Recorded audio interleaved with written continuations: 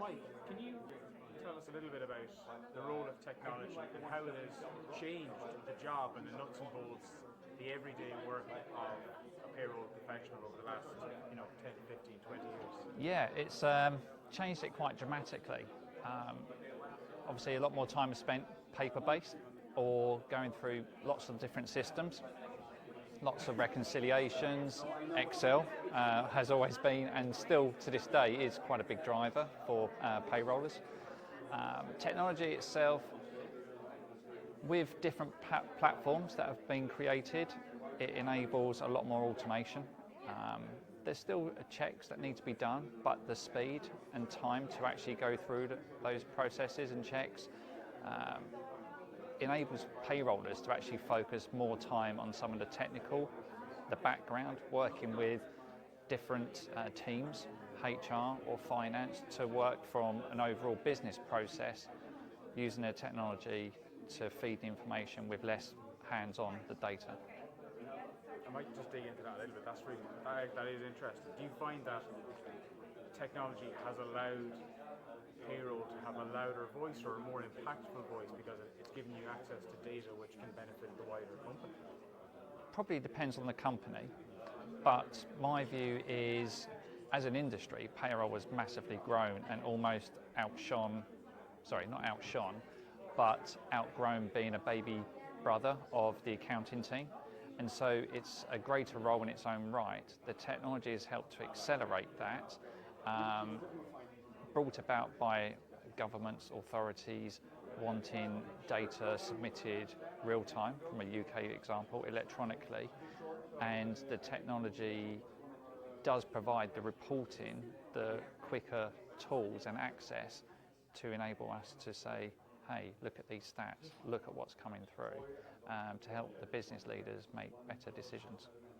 If we look a bit more then closer to home and Payslip, how has Payslip in particular enhanced the efficiency and the accuracy of your payroll operations? And I'm thinking of what you said there around minimizing some of that manual workload and checking your X's and O's and your T's and all that. Sure. How Payslip has helped is, a personal view, having one global payroll provider, to me, doesn't really exist.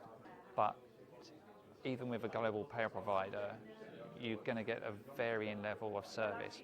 So Payslip enables us to cherry pick and choose our in-country providers, whether we group that as several jurisdictions or each in isolation.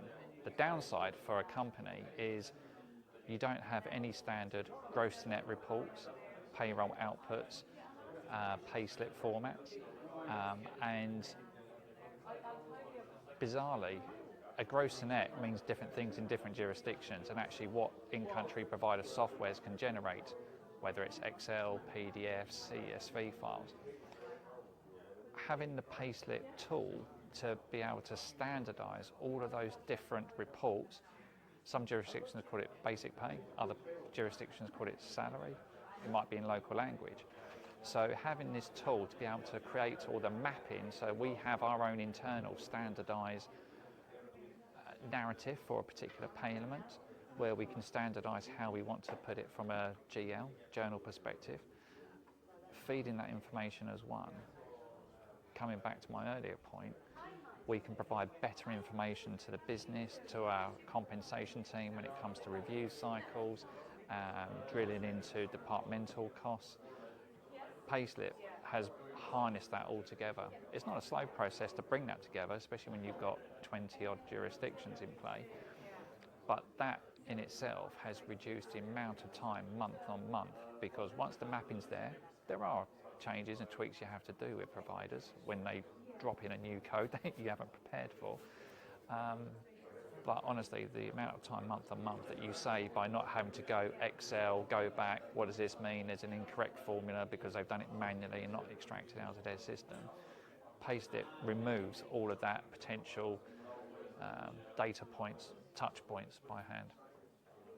Amazing. Jeez. Again, couldn't have any more. Last question then. Okay. I suppose the role of that centralized reporting, for you personally, what has been the value of reporting, streamlined data, and I suppose the value that you place on it for yourself, just in your own day-to-day? I think it really comes back to the same point of